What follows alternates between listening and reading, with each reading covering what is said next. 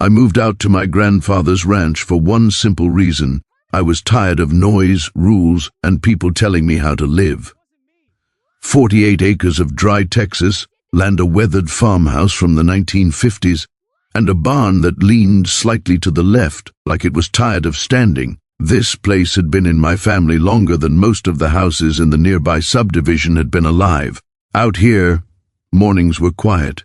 Wind through mesquite trees, the sound of my boots on gravel, coffee steaming on the porch while the sun crept up over the fence line.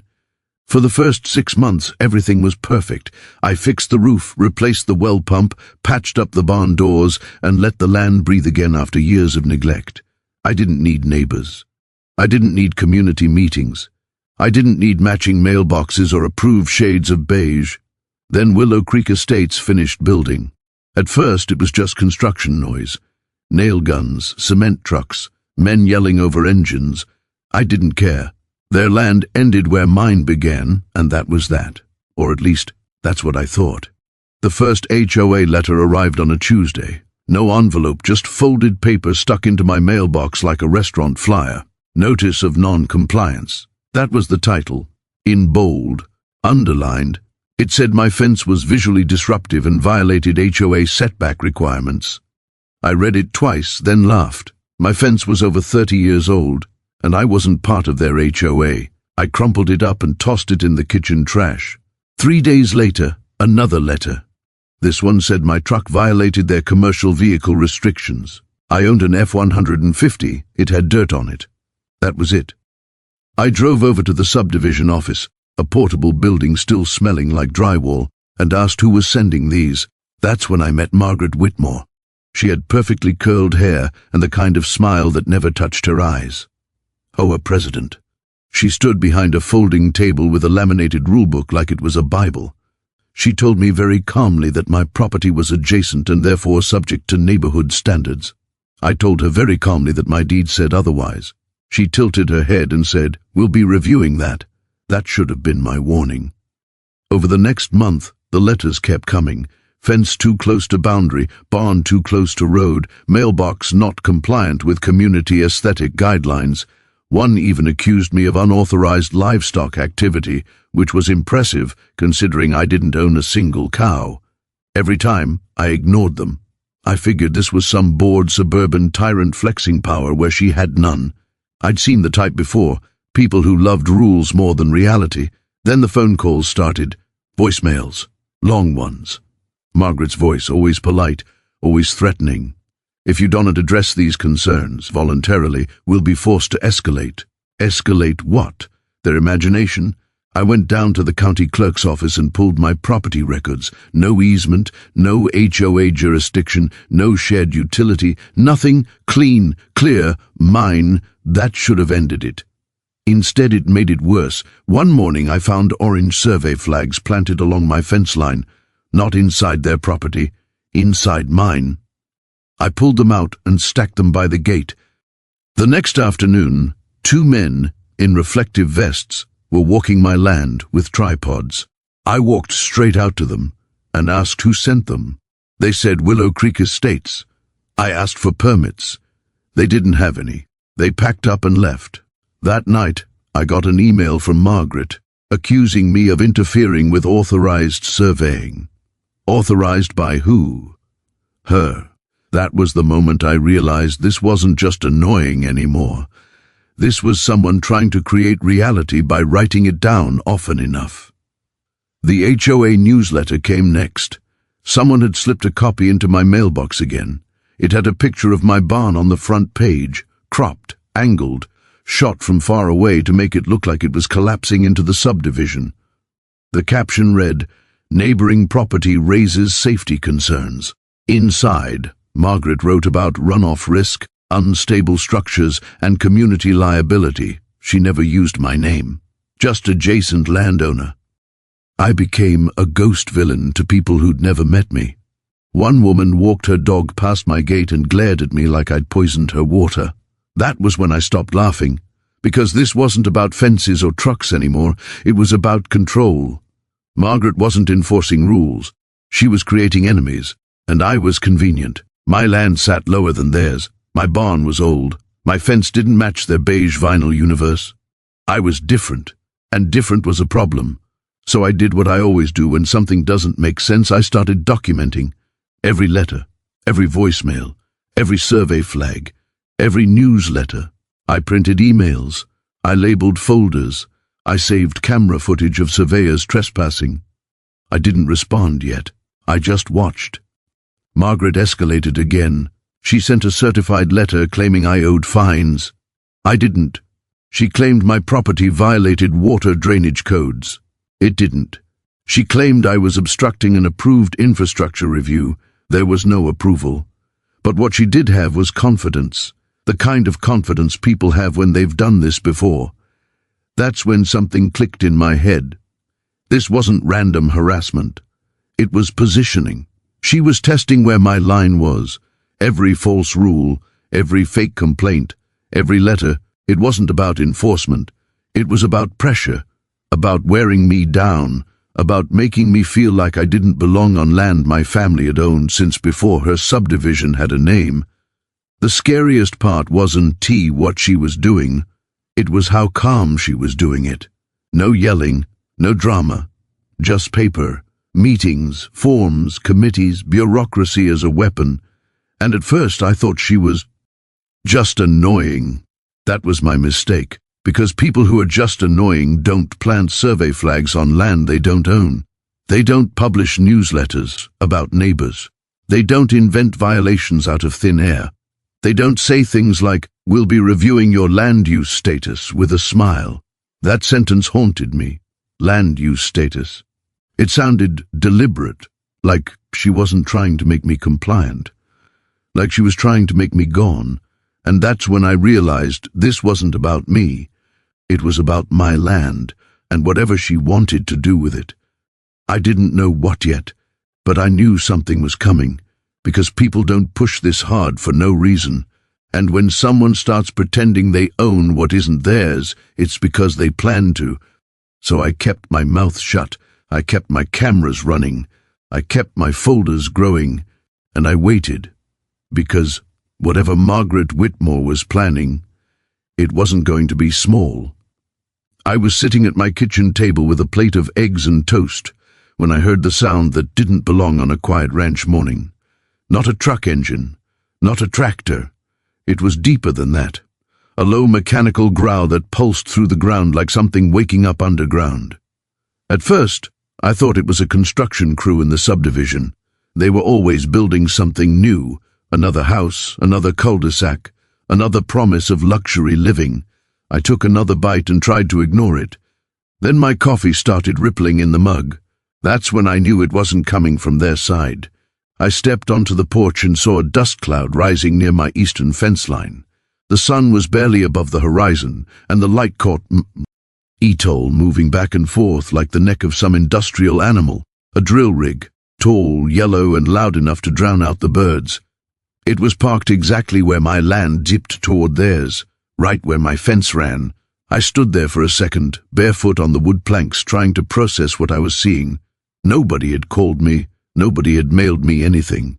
There were no orange utility work signs, no county trucks, just a private drilling rig and 3 men in hard hats unloading equipment. I grabbed my phone and started recording before I even walked down the steps. By the time I got there, the drill was already biting into the ground. I asked the first man I saw what they were doing. He didn't even look at me at first, just pointed to the fence and said, "We're here for the HOA." That sentence alone felt wrong. I asked him whose land he thought he was on. He shrugged and said, "We were told this is part of the Willow Creek water access area." I told him it wasn't. He told me he was just doing his job. I asked to see the permit. He said their supervisor had it. I asked to see the supervisor. He pointed to a man standing near the rig with a clipboard. I walked over and asked him the same thing. He smiled and said, "Emergency water project." Those were his exact words. Emergency water project. I asked what emergency. He said the HOA had water pressure problems and needed a backup source. I asked why that required drilling on my side of the fence. He said, "That's where the survey showed the easement." I told him there was no easement. He said, "That's not what we were told." I asked to see the survey. He said it was with the office. I asked to see the permit. He said county's processing it. Processing it? For an emergency? They were already drilling. I looked at the hole.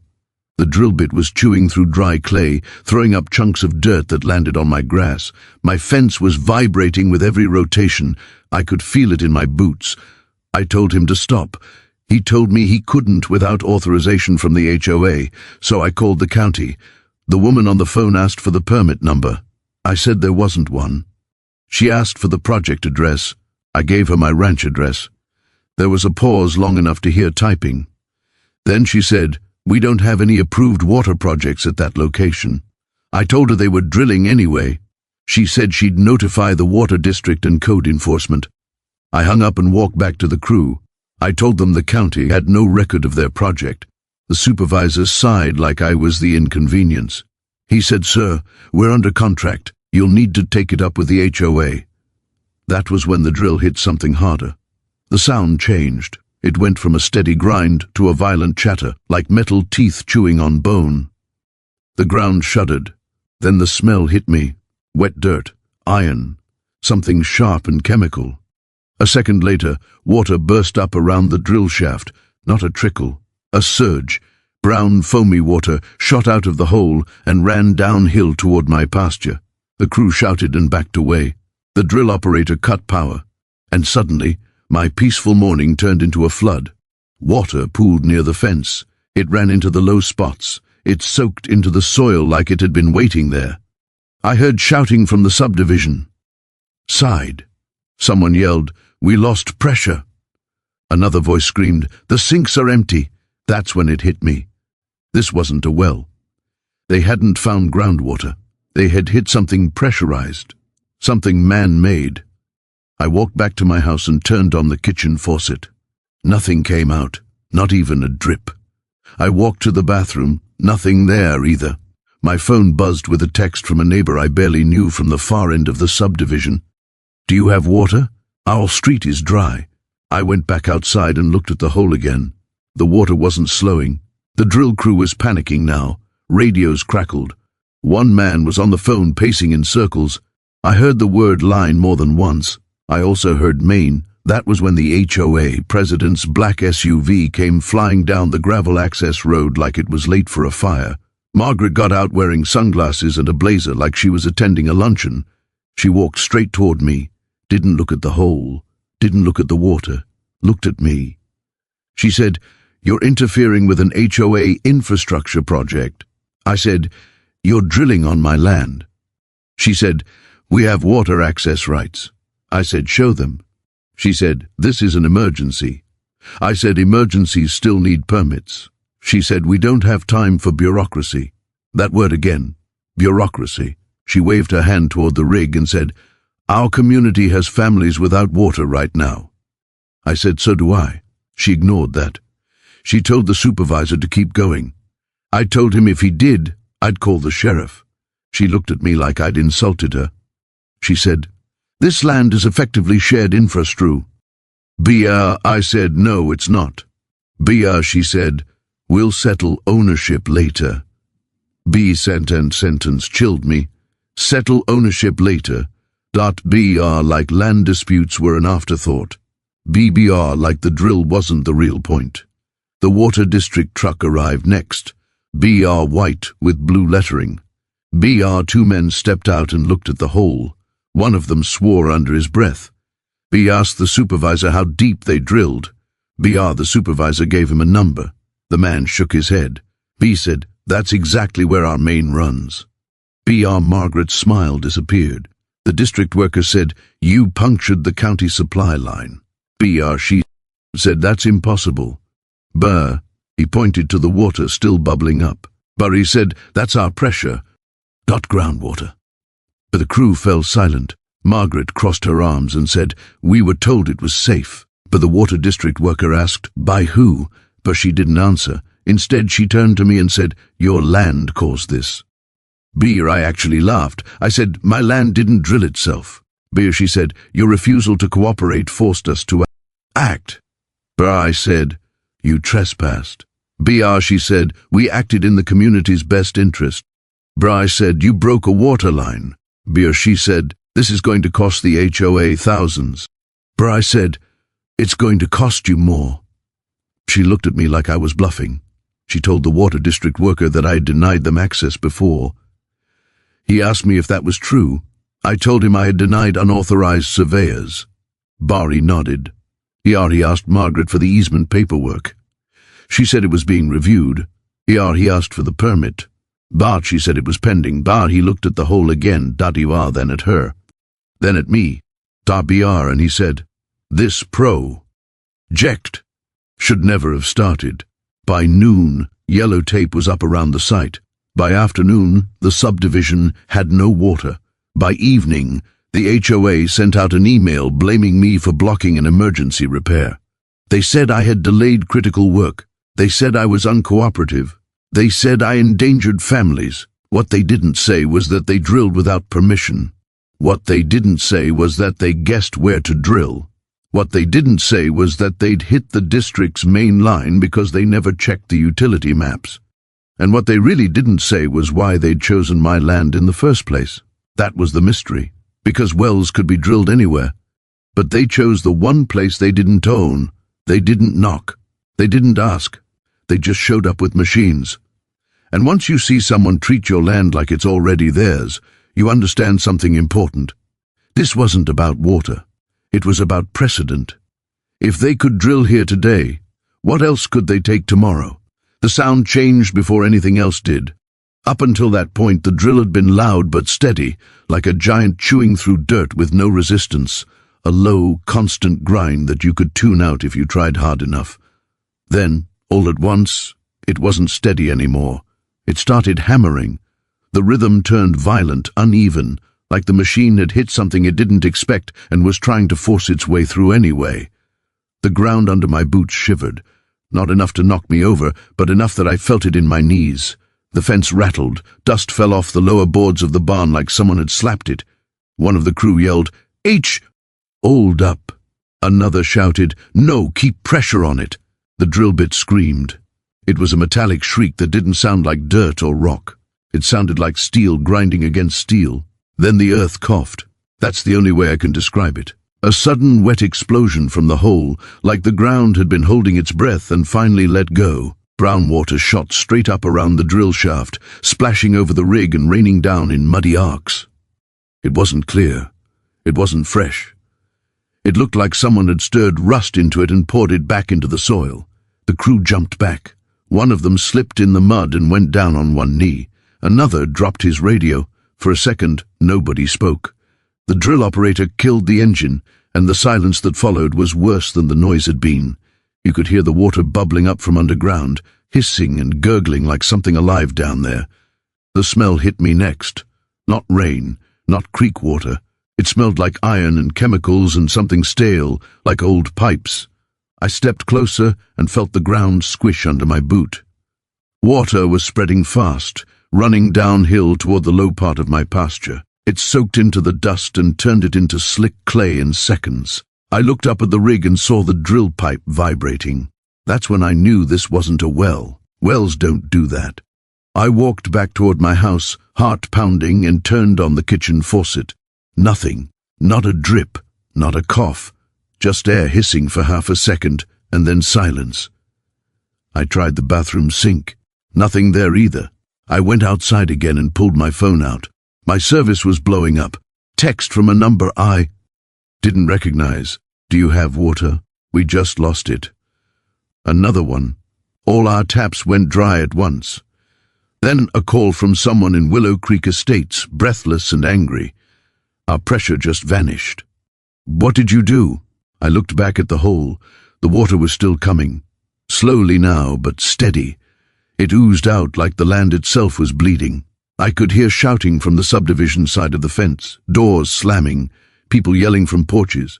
Someone screamed, "The toilets won't refill." Another voice, "My dishwasher just died." A woman's voice rose above the rest, "Call the HOA." The drill crew had gone from confident to confused in under a minute. One guy was on the radio. Another was pacing with his hands on his helmet. The supervisor stood staring at the hole like it might explain itself. I asked him what they hit. He said, I don't know. I asked if it was groundwater. He said doesn't look like it. I asked why the water was pressurized. He didn't answer. Then the sound came. A distant groan, like something collapsing underground. The water bubbling at the surface slowed for a second, then surged again. A fresh wave spilled over the mud and pushed farther into my field. That's when the panic really started. One of the men shouted, "We lost pressure on the rig." Another yelled, "Kill everything." They shut the machine down completely, but it didn't matter. Whatever they had opened didn't care about their power switch. I felt the ground vibrate again, weaker this time, but long enough that I instinctively stepped back. It wasn't an earthquake. It felt hollow, like something underground had just been emptied. I didn't know what they'd hit, but I knew it wasn't supposed to be hit. I walked to the fence and saw people gathering on the other side. A man in a polo shirt was pointing at the mud and yelling into his phone. A woman had her hands over her mouth. Kids stood barefoot on driveways looking confused. One man shouted through the fence, "Why is my water gone?" I said, "Ask your HOA." That didn't go over well. Another man yelled, "Did you dig this hole?" I pointed at the rig. They did. He looked past me and saw the crew. His face changed, from angry to worried. Someone else shouted, "The whole block is dry." Another voice, "The hydrants aren't working." That word made my stomach tighten. Hydrants. This wasn't just sinks and showers. If something caught fire right now, there was nothing to hook into, and nobody knew why yet. The water kept spreading across my land. It flowed around the fence posts and pooled in the shallow spots where grass never quite grew. It turned the dirt into mud so fast I could see worms crawling out of the ground like they were trying to escape. The sky was blue. The sun was bright. It didn't look like a disaster, but it felt like one. Margaret's SUV arrived 10 minutes later. She drove right up to the tapeless edge of the site and got out like she was stepping into a meeting. She didn't look at the hole at first. She looked at me. Her mouth tightened. She said something to the supervisor, and he shook his head. I saw her stiffen. Then she finally looked at the water. She said, "What happened?" The supervisor said, "We hit something." She said, "What do you mean something?" He said, "Not soil." She looked back at me like I had Aaron. "Jed it." I said, "This is what happens when you drill blind." She said, "You're standing on unstable land." I said, "You're standing on a broken pipe." She ignored that. She turned to the people gathering at the fence and raised her voice. "There has been an unexpected underground obstruction," she announced. Unexpected obstruction, like it was a tree root, not a major utility line. Someone yelled, "Our water's gone." She said, "The HOA is managing the situation." Someone else shouted, "Managing how?" She said, "We're working on it." The water district truck pulled in shortly after. The man who got out didn't look confused. He looked angry. He walked straight to the hole and crouched down. He dipped his fingers into the muddy water and rubbed them together. Then he looked up at the supervisor and asked how deep they drilled. When he got the answer, his jaw tightened. He stood and said, "That's exactly where our main runs." For a moment, nobody spoke. You could hear the water trickling. The wind moved through the grass. Somewhere, a dog barked. Margaret said, "That's impossible." He pointed at the ground. "That's your pressure coming out of there." The people behind the fence went quiet. Someone whispered, "Main?" Another voice said, like, "The main?" The man nodded. "You punctured the supply line feeding this entire section." Margaret's face changed. Not panic. Calculation. She said, "We were told this was safe to drill." He asked, "By who?" She didn't answer. She turned to me instead. "This wouldn't have happened if you had cooperated." That's when something inside me snapped. I said, "You don't get to blame the ground for our drill." She said, "Your land caused a delay in planned infrastructure." I said, "You never planned it legally." She said, "We were forced into emergency action." I said, "You forced yourselves." Behind her, people were starting to understand what had happened. One man said, "They broke our water." A woman said, "On purpose." Another voice, "They drilled without permission." The supervisor backed away from Margaret like he wanted no part of it. The water district worker pulled out his phone and started making calls. I watched as the crowd shifted from confusion to anger. Not at me, at her. But nobody knew the full story yet. All they knew was this: the ground had shaken, the water had turned brown, their homes were dry, and something big and hidden had just been ripped open under my land. What nobody knew yet was how deliberate it all had been, how this wasn't just an accident, how this wasn't just bad luck, how someone had pointed at my land and said, "Drill there." And once you break something underground that everyone depends on, the truth has a way of surfacing whether you want it to or not. But at that moment, standing in the mud with my fence vibrating and an entire neighborhood without water, all we had was noise, panic, and a hole in the earth that refused to explain itself. The explanation would come later. Right then, all anyone could see was the disaster. By the next morning, the story had already changed. Not the facts, just the way they were told. When I woke up, my phone was full of notifications. Missed calls, texts, emails from people I didn't know. Someone had posted in the Willow Creek community group that I had illegally drilled a well and contaminated the water system. Another post said I had sabotaged a shared water line to block HOA access. I hadn't touched a shovel, but according to the HOA, I had turned into some kind of underground criminal overnight. I stepped outside and looked at the drill site again. Yellow tape was still up. The hole was covered with a temporary metal plate. My pasture looked like it had been through a flood, and there was a new sign staked into the dirt: environmental hazard, do not enter, with the HOA logo at the bottom. Not the county, not the water district, the HOA. That was when the anger hit me. Not the hot kind, the cold kind. The kind that comes when you realize someone isn't just wrong, they're lying on purpose. At 10 a.m., I got the official letter, not from the county, from Margaret. It said I was being fined for unauthorized water extraction activity. It accused me of tampering with underground infrastructure. It claimed I had refused lawful HOA access and forced emergency measures. It warned of civil action for damages exceeding $250,000. I read it twice. Then I laughed, out loud, alone in my kitchen, because the nerve of it was almost impressive. They drilled the hole, they hit the line, they flooded my land, they cut off their own neighborhood, and now they were blaming me for it. By noon, the county inspector showed up. A man named Alvarez, middle-aged, sunburned, clipboard tucked under his arm. He walked the site, took pictures, measured distances, looked at the hole. Then he looked at me. "Did you drill this?" I said no. "Did you authorize drilling?" "No." "Did you hire anyone?" "No." He nodded. "Dead." Then he showed me the complaint, filed by the HOA. It said I had illegally attempted to establish a private well and ruptured a public water line. I asked him if that made sense. He didn't answer right away. He walked to the fence and looked at the drill tracks. They didn't lead from my house.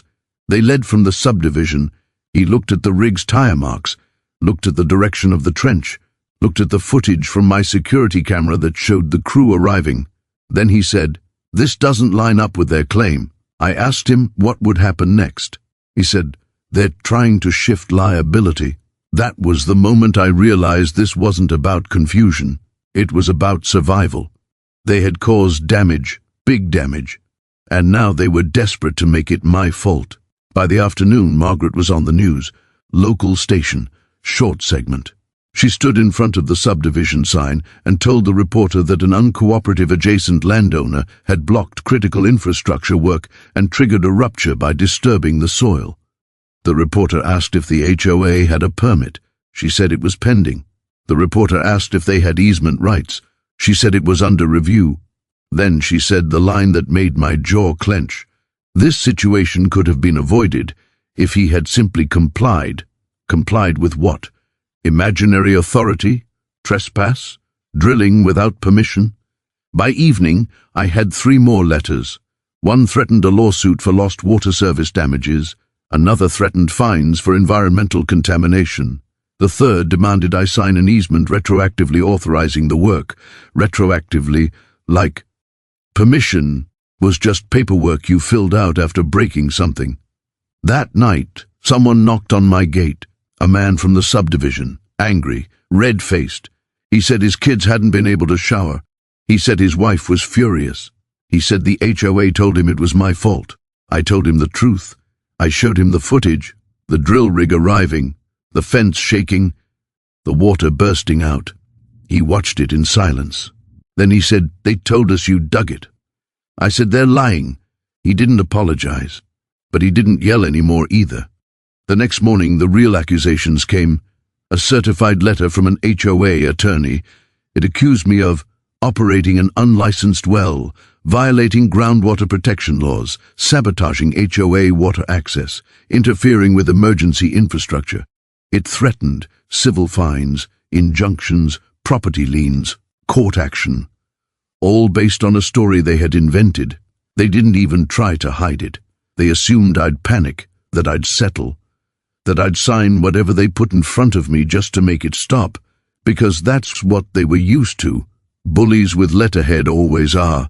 But the thing they didn't know about me was that I had spent 20 years writing software for banks. I understood logs, timelines, proof, and they had created a beautiful one. They had sent emails before drilling.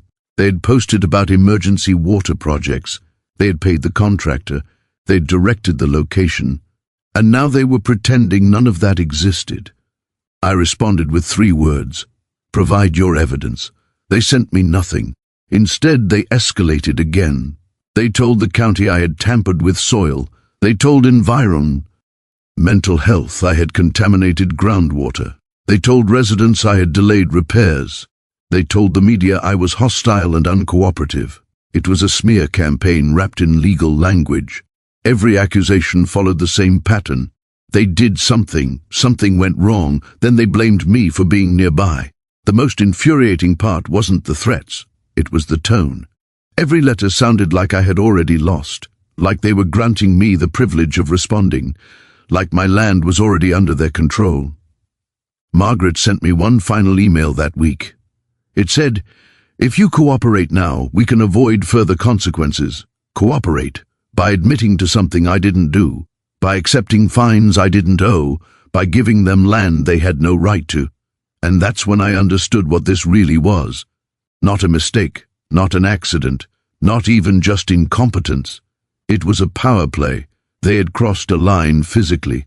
Now they were trying to cross it legally. They weren't trying to fix the water problem. They were trying to rewrite the story, make me the villain, make themselves the victims, because if I was guilty, then they weren't tet, and if they could make the community believe that, then they wouldn't have to explain why they drilled where they didn't own, why they didn't pull utility maps, why they never got permits, why they ignored every warning. So they leaned on the only thing they had left, blame and fear. They wanted me afraid of fines, afraid of courts, afraid of lawyers. They wanted me tired. They wanted me to stop pushing back. But there's something about being falsely accused that does the opposite. It doesn't make you small, it makes you sharp. Because once someone tries to take your land with a lie, you stop worrying about being polite. You start worrying about being prepared. So I kept everything, every letter, every voicemail, every news clip, every HOA post, every threat, because I knew something they didn't yet. They had turned a broken pipe into a criminal accusation. And once you do that, you don't get to control what the investigation uncovers. They thought blaming me would make the problem go away. All it did was make sure the truth would be dragged out into the open. And when that happened, their story wasn't going to survive contact with reality. By the 3rd day, without real answers, the noise around me had grown louder than the drilling ever was. Neighbors whispered. The HOA sent more emails. My mailbox filled with warnings written in legal language and sealed in white envelopes that felt heavier than they were. Everyone was talking about what had happened, but nobody actually knew why it had happened. And the people who did know weren't saying, "That was when I made the call," not to a lawyer, not to the HOA, not to the county clerk. I called the water district directly. I didn't go through their front desk. I didn't ask for customer service.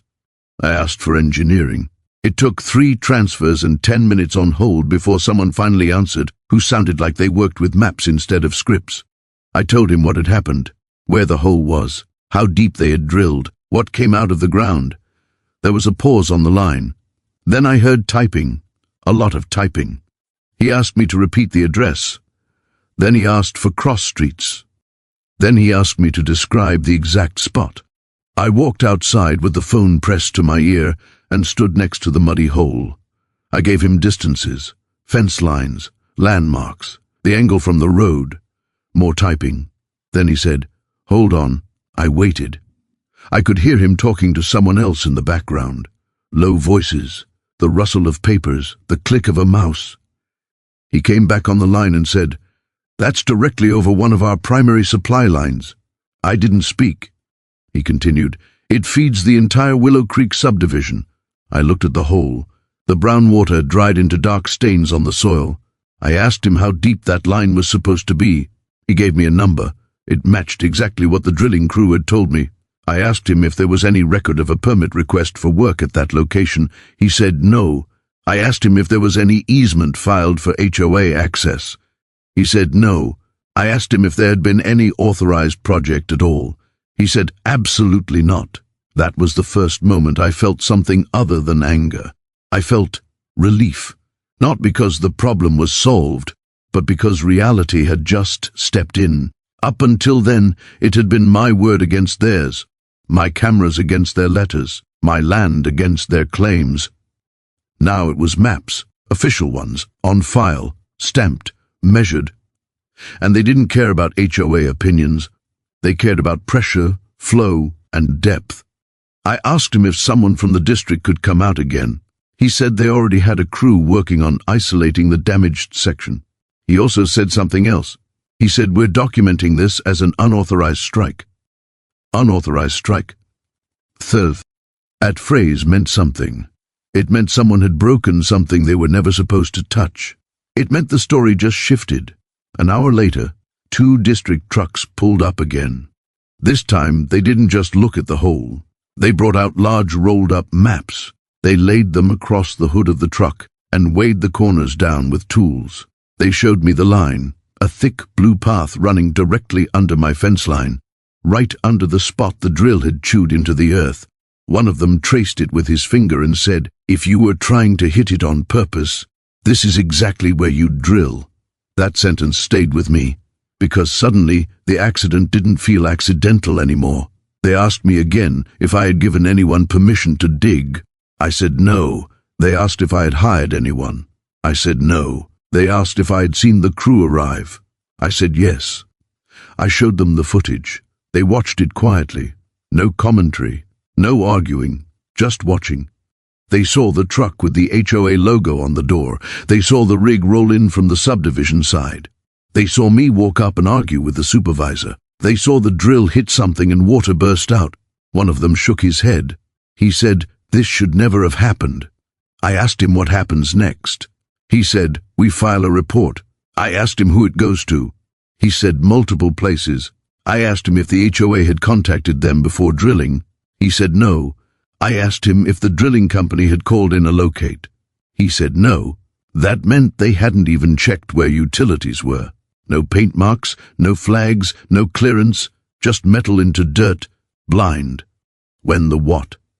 ER district left, something changed. The HOA's tone softened, not publicly, privately. Margaret emailed me that afternoon. Her message was suddenly polite. It said, "We're working with the district to resolve the situation. No blame, no threats, just working with..."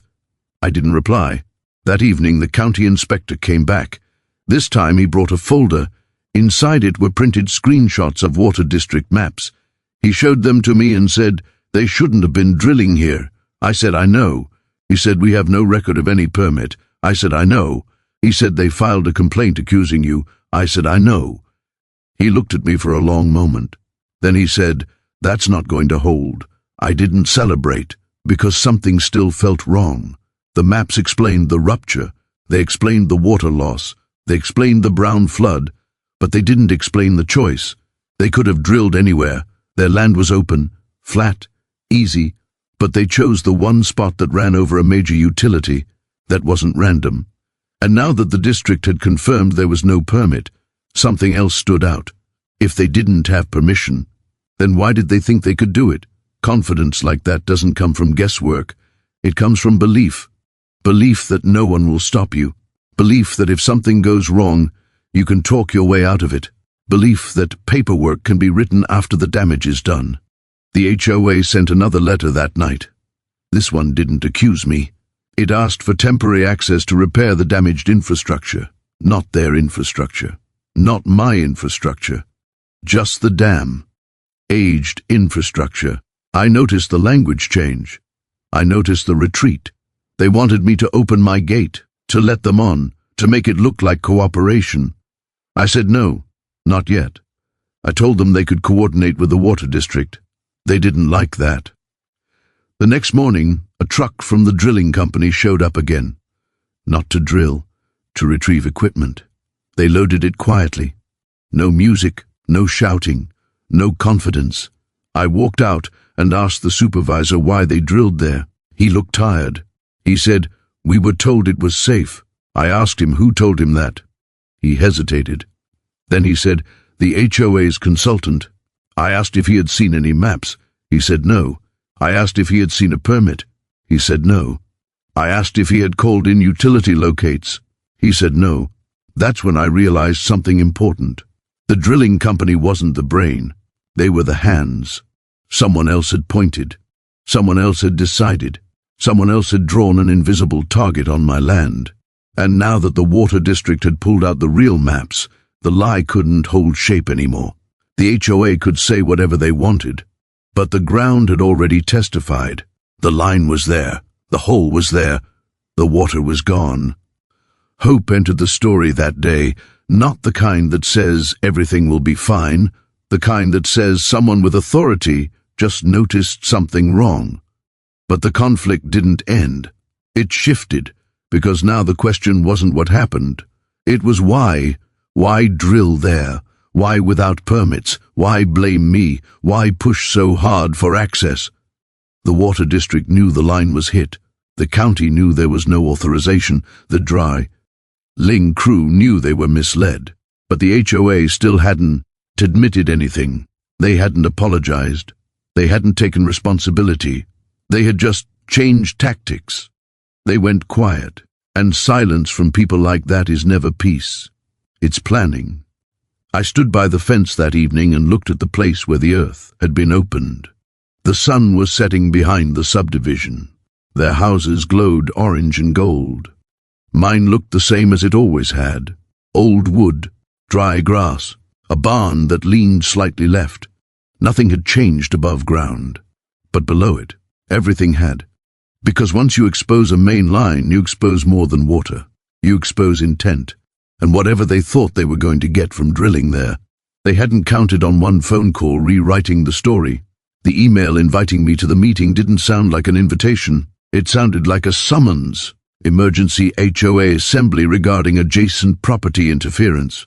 That was the subject line. Not about water, not about repairs, not about responsibility, about me. They wanted an audience. They wanted control of the room. They wanted to finish what they had started with paper and blame. The meeting was scheduled for Thursday night in the community clubhouse, a big beige building with glass doors and a stone sign that said Willow Creek Estates in tasteful font. I parked on the far side of the lot and sat in my truck for a moment watching people walk in. Families, couples, retirees, people who hadn't had water for 2 days. They didn't look curious. They looked angry. That's when I saw the water district truck pull in. Then another one. 2 men got out carrying folder. S. I smiled for the first time in days. Inside, the room was already loud.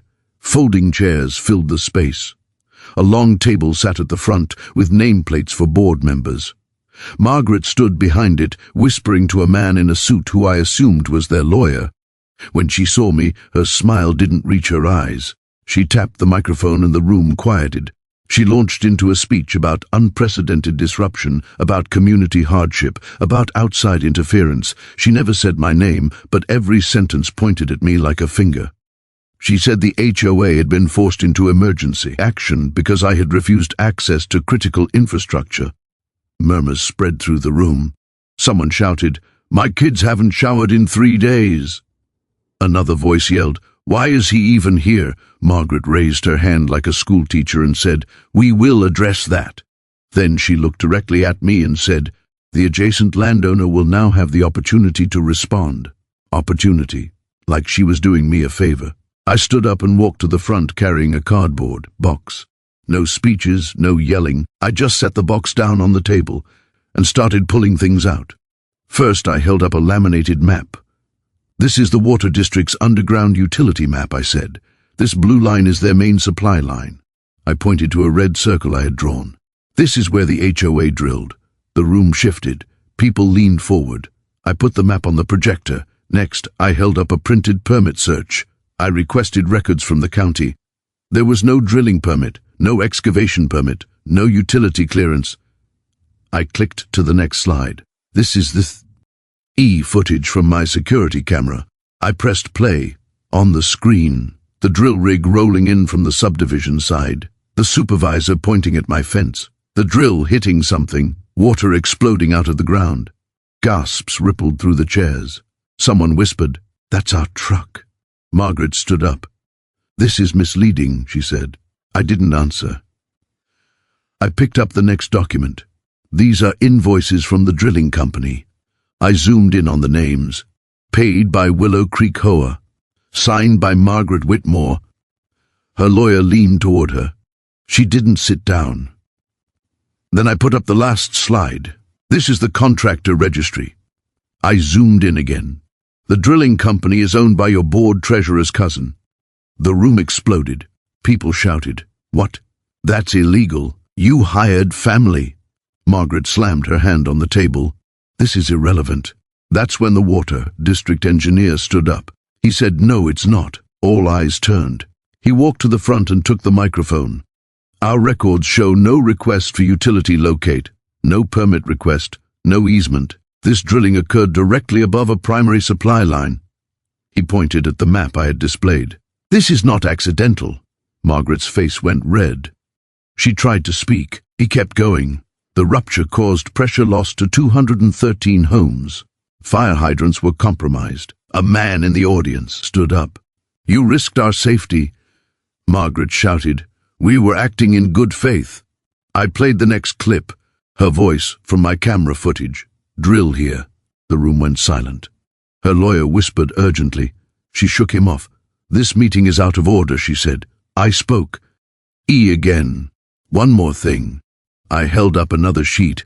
"This is the email thread where the board discusses using temporary access to establish a permanent easement." Murmurs turned into anger. She wanted his land. They planned this. That's why they blamed him. Margaret's hands were shaking. "You're twisting things," she said. Then the water district manager stepped forward. "We've filed this as an unauthorized strike," he said. "We're referring this to the county and the state." Someone yelled, "You lied to us." Another voice shouted, "Resign." Margaret tried to speak again. Her voice cracked. She said, "You don't understand the pressure we were under." A woman interrupted her. "My pressure is zero, Margaret. I can't flush my toilet." Laughter broke out. Not kind laughter, bitter laughter. Margaret looked around the room like she was seeing it for the first time. Not supporters, not neighbors, witnesses. She tried to call for order. No one listened. The board members avoided eye contact. Her lawyer quietly gathered his papers. She leaned into the microphone one last time. "This meeting is adjourned." The water district engineer shook his head.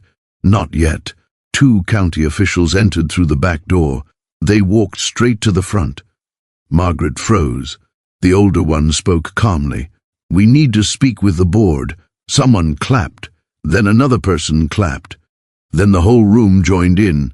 Not applause, relief. Margaret sank into her chair. She didn't look powerful anymore. She looked small. For weeks, she had controlled the story with letters and rules and blame. For 10 minutes, the truth had dismantled all of it. I packed my box back up and walked out while the officials questioned the board. No one stopped me. Outside, the night air felt lighter. Behind me, the clubhouse buzzed with voices, arguments, accusations, questions. Inside that room, Something had shifted permanently, because you can intimidate people one at a time. You can bully behind closed doors, but when you put lies on a screen, and maps beside them, and receipts under them, they collapse under their own weight.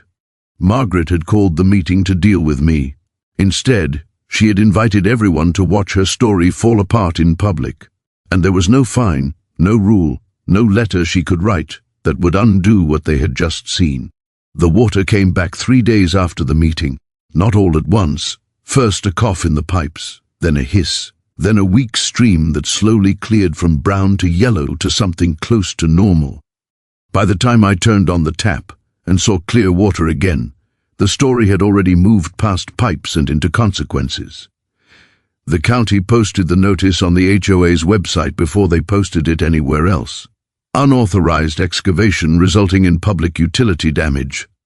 That was the charge. The fine was bigger than anyone expected, 6 figures, and that was just the beginning. The water district billed them separately for emergency repairs, overtime crews, and pressure restoration. The fire department filed a safety report for compromised hydrants. Environmental Health opened a review for soil contamination caused by the spill, and the county clerk flagged the HOA for operating a project without permits. Margaret tried to spin it at first. She sent out a message saying the HOA was being unfairly targeted. She said the fines were politically motivated.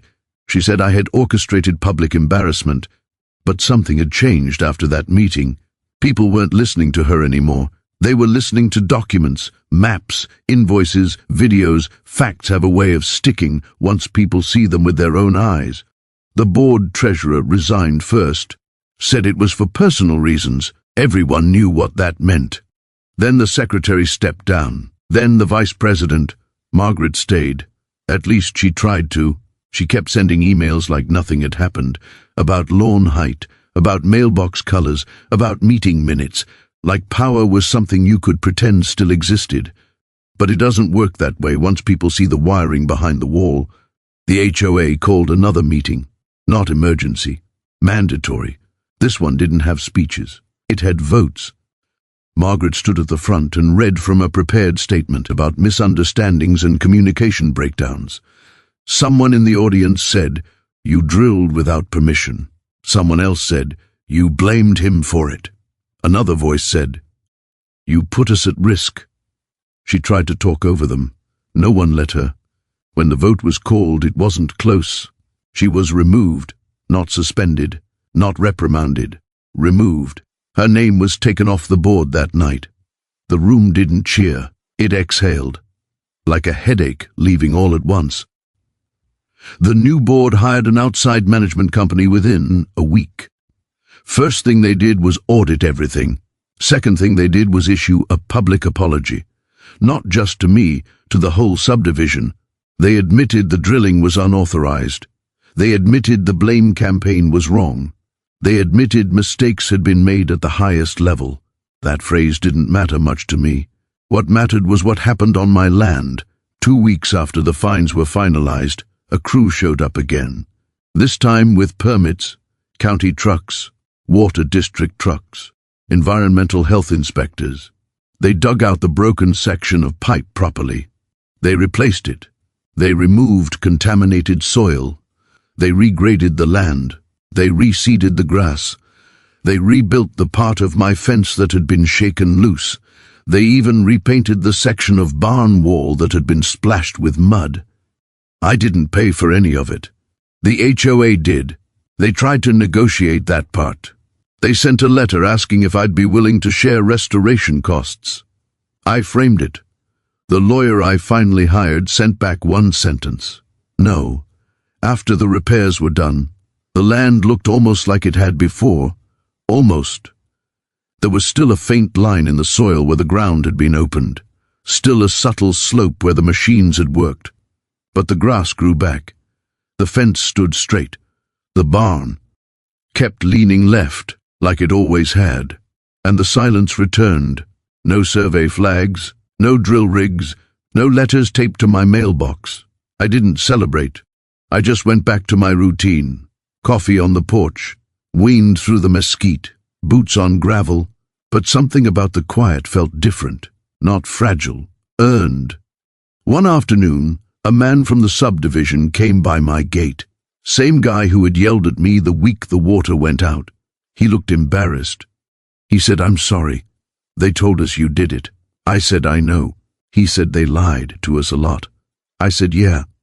He nodded and walked away. That was enough for me. A month later, I got the last piece of mail from the HOA. It wasn't a violation. It wasn't a threat. It was a check.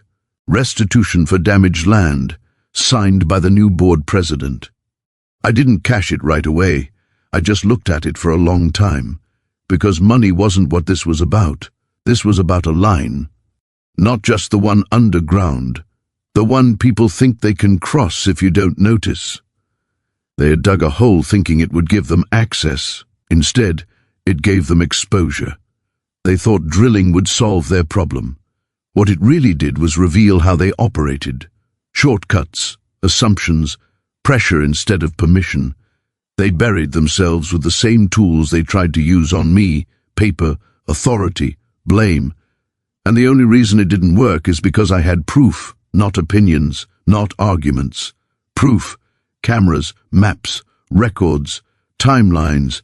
Because land doesn't care about HOA rules. It cares about deeds. Pipes don't care about speeches. They care about pressure. And courts don't care about who sounds confident. They care about who can show what actually happened. If there's a lesson in all of this, it isn't fight your HOA. It's know what's yours, know where your lines are, know what runs under your land, know what authority actually means.